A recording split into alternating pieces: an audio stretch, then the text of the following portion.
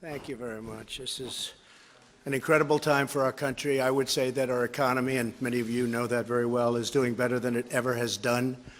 Our employment numbers are the best that they've been, perhaps ever, but certainly in recorded history. Reports just came out, best in 44 years. Black unemployment is the lowest level in history. Hispanic unemployment, lowest level in history.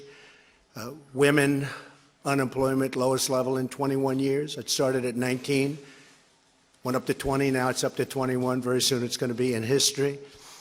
We're doing numbers like we've never seen, and we have some of the great industry leaders here today who I'm going to be introducing in a little while, quickly, and they're going to do so much with NASA and so many of the great things we're doing, but they understand full well what's happening. We've never seen a period of time like this. The whole world is looking up to the United States, and the United States is respected again. There was a period of time we were not so respected, not so long ago, respected again. If I wanted to make a brief statement on immigration, and I'll say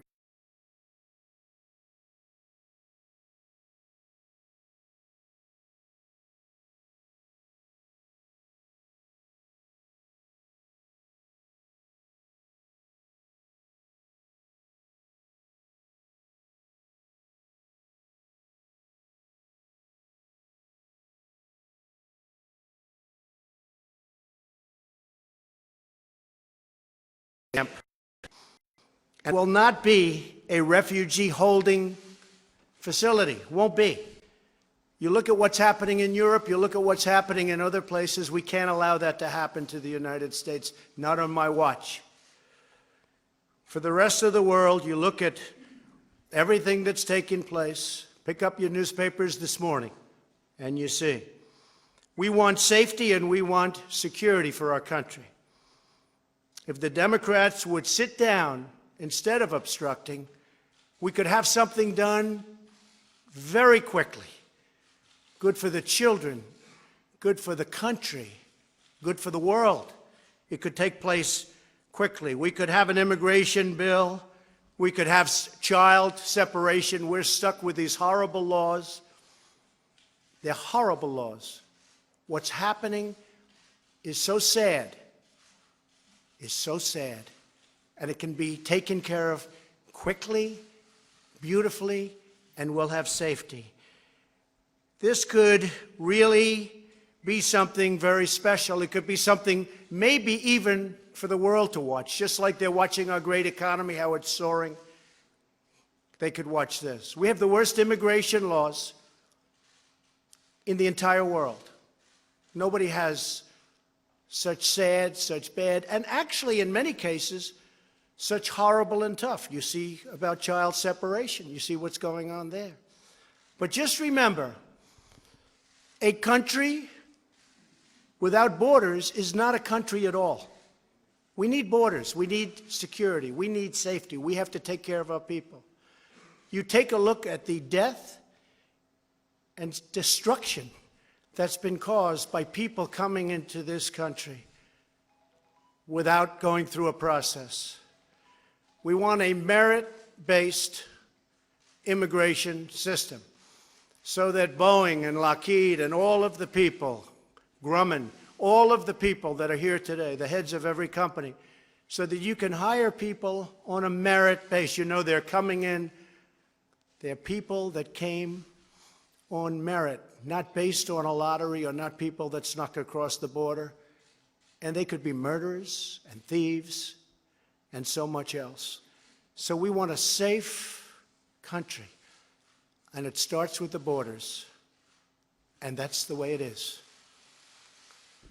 Now I'd like to, thank you. Thank you. And again, we can do this very quickly if the Democrats come to the table. Everybody wants to do it. We want to do it more than they do. If they come to the table, instead of playing politics, we can do it very, very quickly. So welcome to the third meeting of the National Space Council. I want to begin by recognizing our great Vice President, Mike Pence, who's been so involved. And Mike, I want to thank you for the incredible commitment to American leadership in space. I also want to thank Secretary Wilbur Ross, Secretary Elaine Chao, Director Mulvaney, Director Coates, Administrator Bridenstine, and congratulations wherever you are. Where is he? Where is he? Congratulations. You better do a good job. I'll say you're fired in 2 minutes.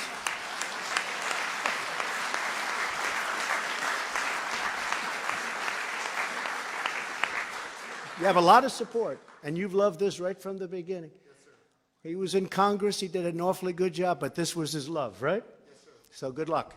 Secretary Wilson, General Dunford, Undersecretary Thompson, Deputy Secretary Shanahan, and Acting Deputy Secretary Grady for being here today. We're honored to be joined by Congressman Robert Aderholt, Brian Babin, and Dana Rohrabacher. Stand up, Congressman, please. Please. Thank you. Thank you. Thank you, Dana. And a special welcome to a strong, powerful, wonderful woman, does a great job as governor of one of my favorite places in the world, Alabama, Kay Ivey. Kay.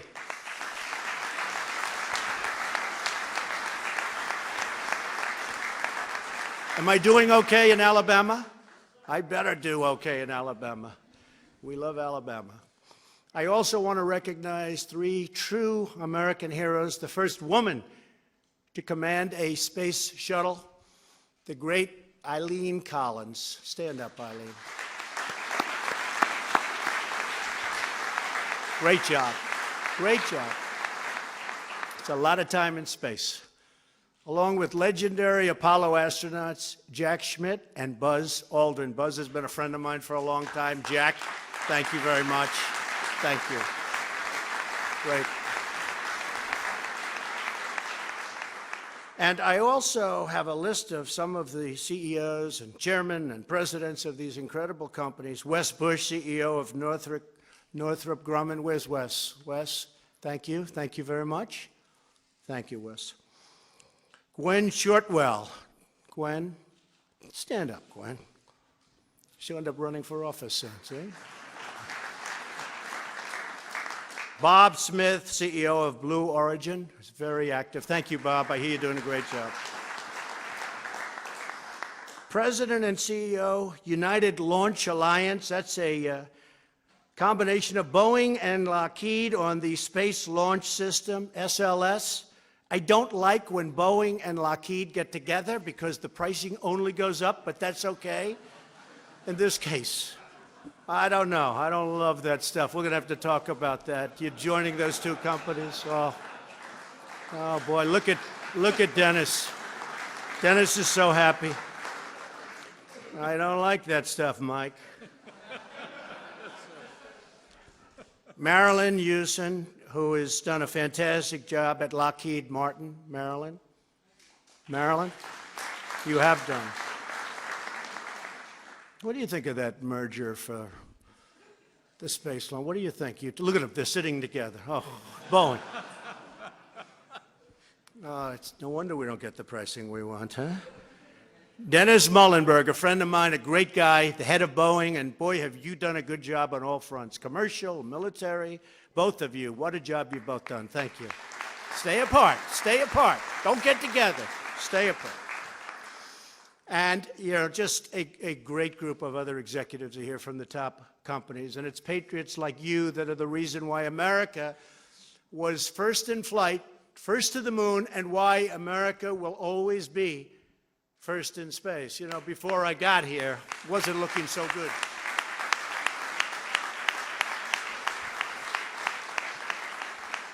Before we came in, I will tell you, they didn't have such big plans for space. Now they have plans, and it's great, not only in terms of jobs and everything else, it's great for the psyche of our country. This morning it came out that small business is the most optimistic it's ever been in the history of our country. That's pretty good. Now, I don't know if they go back to 1776. I don't know if they go back to, areas of a little bit earlier, slightly, like by 100 years or 200 years. But I will tell you, I have never seen optimism like we have right now. So it's a very exciting time. I want to also say that when it comes to space, too often, for too many years, our dreams of exploration and discovery were really squandered by politics and bureaucracy, and we knocked that out.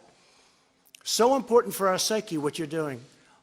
It's going to be important monetarily and militarily, but so important for right up here, the psyche. We don't want China and Russia and other countries leading us. We've always led. We've gone way far afield for decades now, having to do with our subject today. We're going to be the leader by far. We're behind you 1,000%. America's vital interest in space lost out to special interests in Washington, except, of course, for the senators and congressmen here. They would never do it, right, Dana? But all of that is changing. We know that. My administration is reclaiming America's heritage as the world's greatest spacefaring nation. The essence of the American character is to explore new horizons and to tame new frontiers. But our destiny beyond the Earth is not only a matter of national identity, but a matter of national security. So important for our military, so important, and people don't talk about it. When it comes to defending America, it is not enough to merely have an American presence in space. We must have American dominance in space. So important. Very importantly, I'm hereby directing the Department of Defense and Pentagon to immediately begin the process necessary to establish a Space Force as the sixth branch of the armed forces. That's a big statement. We are going to have the Air Force and we are going to have the Space Force, separate but equal. It is going to be something so important. General Dunford, if you would carry that assignment out, I would be very greatly honored also. Where's General Dunford? General? Got it? Let's go get it, General.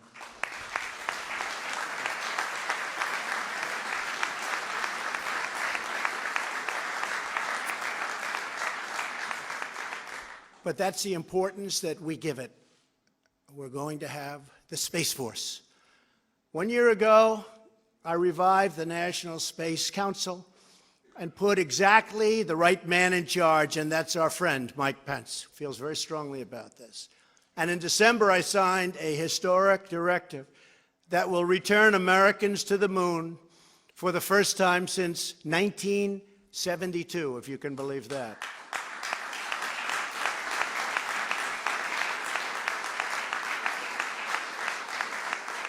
Always remembering it's about that, but it's also about jobs and the economy. This is a great thing we're doing. This time we will do more than plant our flag and leave our footprints. We will establish a long-term presence, expand our economy, and build the foundation for an eventual mission to Mars, which is actually going to happen very quickly. And, you know, I've always said that rich guys seem to like rockets. So all of those rich guys that are dying for our real estate to launch their rockets, we won't charge you too much. Just go ahead. If you beat us to Mars, we'll be very happy, and you'll be even more famous. But they do like, explain that. Where's Eric? They do like rockets for some reason, huh? They like those rockets. But you know what? As long as it's an American rich person, that's good, okay? They can beat us. We'll save a little money and they can beat us, and we're taking full credit for it. Don't worry about it.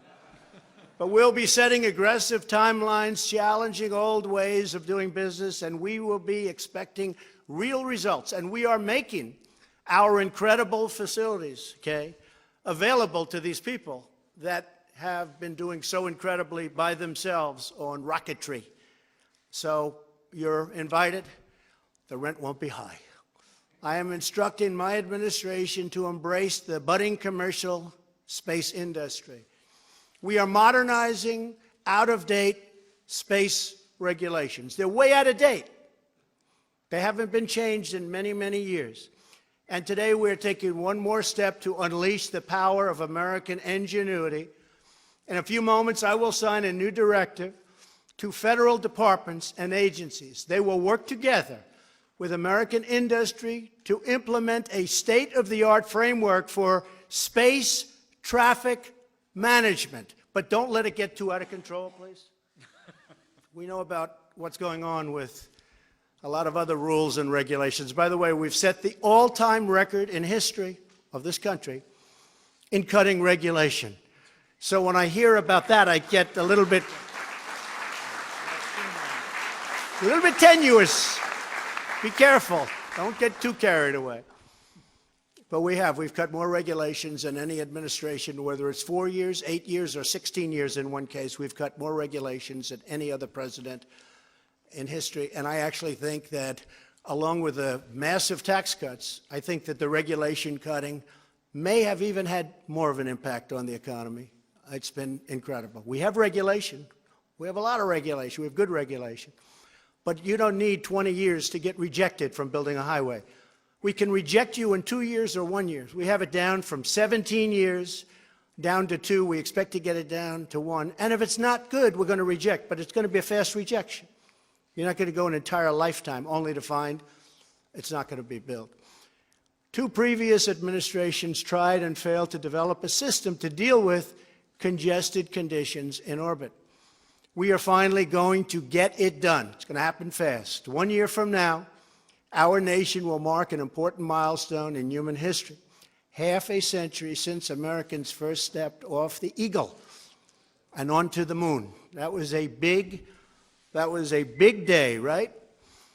In that magnificent moment, the American astronaut embodied the incredible spirit of America, the confidence of a cowboy, the skill of a fighter pilot, the ambition of a scientist, and the courage of a true, brilliant, tough warrior. They bounded fearlessly into the unknown to be there first. They did the impossible because they knew that together there is absolutely nothing Americans can't do. When we get together, there's nobody even close. Now we are ready to begin the next great chapter of American space exploration. This is a very important day. This is a very important gathering. A new generation of young people seeks to challenge, really challenge hard, to get their talent and their skill to work. And now we're giving them a forum and a platform from which they can put that genius to work. Legions of welders and metalworkers, scientists and engineers stand ready to build a powerful new rocket and gleaming new spaceships, and that goes with all of the other things that we're building in our country. Our nation of pioneers still yearns to conquer the unknown, because we are Americans and the future belongs totally to us. Once more, we will launch intrepid souls blazing through the sky and soaring into the heavens. Once more, we will summon the American spirit to tame the next great American frontier. And once more, we will proudly lead humanity. And that's what it is. It's humanity beyond the earth and into those forbidden skies, but they will not be forbidden for long.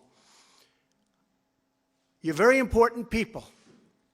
You have a great contribution. What you're doing has been incredible, but it will be even more incredible, far more incredible, because we are giving you a platform the likes of which nobody has ever been given before. I am a big believer. You will go out there and you will take that frontier, which is largely unknown by man or woman, and you will learn everything there is to know about it. And what you're doing is so important. Remember, economically, militarily, scientifically, in every way, there's no place like space. Good luck, General Dunford and the Joint Chiefs. I want to wish you a lot of luck with Space Force. but that shows how important it is. Congratulations on your tremendous success, but you're going to have far more success right now. Thank you very much. Thank you. Thank you. Thank you, Mike.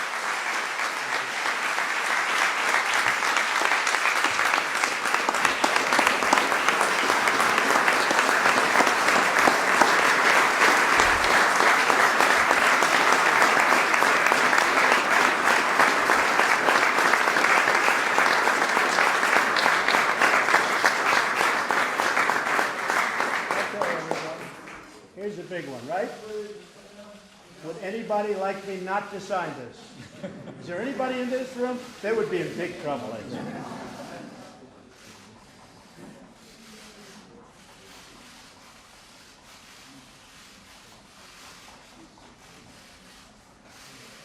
Thank you.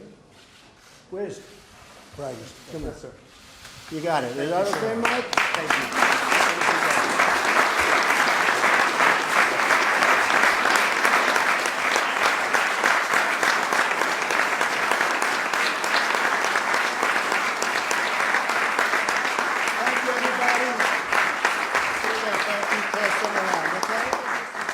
Thank you very much, everybody. Congratulations. Great day.